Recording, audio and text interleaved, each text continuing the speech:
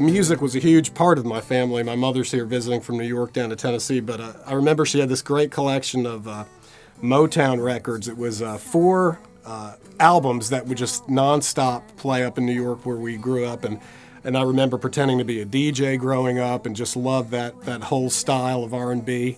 And my grandfather was a professional saxophone player, so in his heyday, entertainers would actually come through New York and they would use house bands there. So he was able to perform with Dinah Shore, Frank Sinatra in his early years. So, you'd occasionally get great stories from that era of big bands. And, I particularly remember him saying how Dinah Shore was so gracious and couldn't believe the band, was had the ability to just capture her essence, literally, I think an hour before her show. And he said back in those days, if the fly landed on your music, you would play it. So, music was in the fiber of my being from a very young age and is to this day.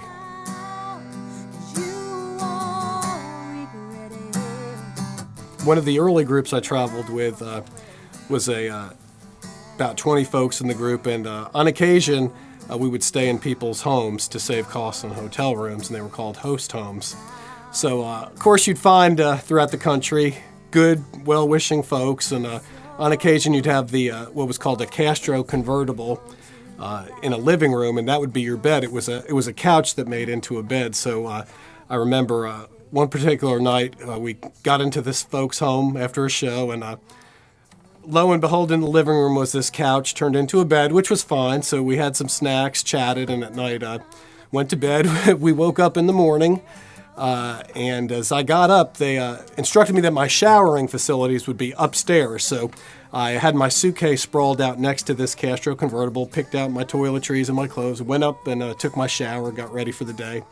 As I came downstairs, I noticed the husband of the household with a hairdryer blowing it into my suitcase, and my clothes taken out of my suitcase scattered around. And he looked up and smiled at me while he was drying the suitcase and said, "Oh, we're sorry, we just had a little accident here." So in my mind, I'm thinking, well, of course, somebody spilt a soft drink or something, no worries. And so went about getting my things together to leave. And so as I'm walking out the door that morning, the wife says, "Thank you so much for staying with us, and we're so sorry for what happened. Our son has never acted that way before." And I turned around and said to her, "Oh, really? What exactly do you mean by that?" She goes, "Oh, we're sorry our son urinated in your suitcase this morning."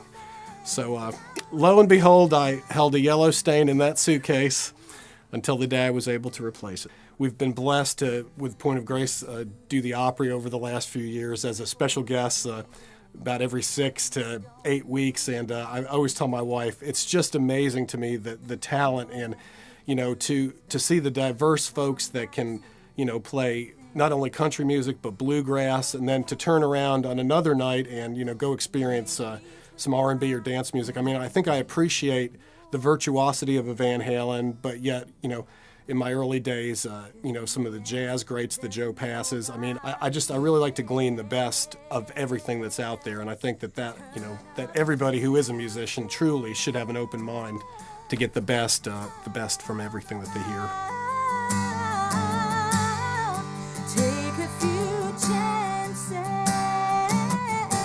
I was introduced to McPherson guitars, I believe, in the late 90s. I was a Point of Grace towards that time, and the instruments are so, well, first of all, they feel good and they sound great. And I know it was the Steady On tour, I believe, but we had a few pieces on that tour that really, demanded a great acoustic sound.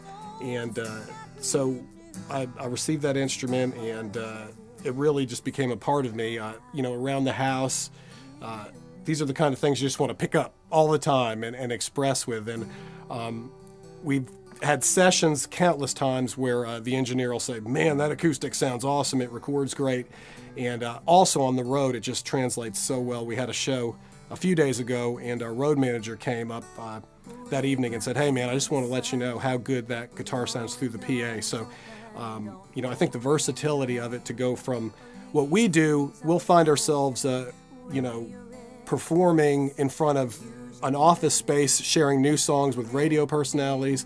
to big venues and arenas, thousands of people, where your instrument needs to project, and this just does it all. So I think the last couple of decades, it's just been a great instrument to express with, to communicate with, to write with. It's very inspiring. So I've really enjoyed using my McPherson over the years.